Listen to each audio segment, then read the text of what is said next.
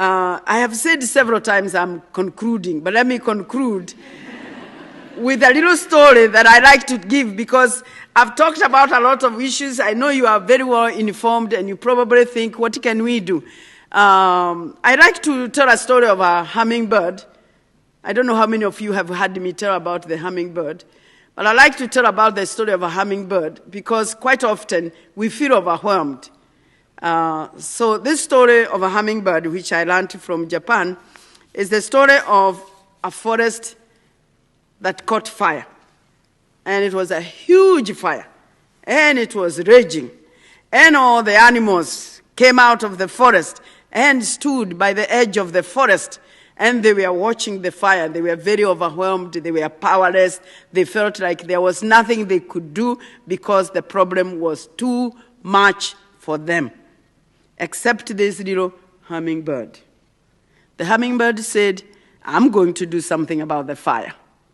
So it flew to the nearest stream, took a drop of water, and flew back and put it on the fire. Then back again, brought another drop of water and put it on the fire. And it kept going as fast as it could, every time bringing a drop of water and putting it on the fire. In the meantime, all these animals are discouraging it and are persuading it not to bother because it is too little.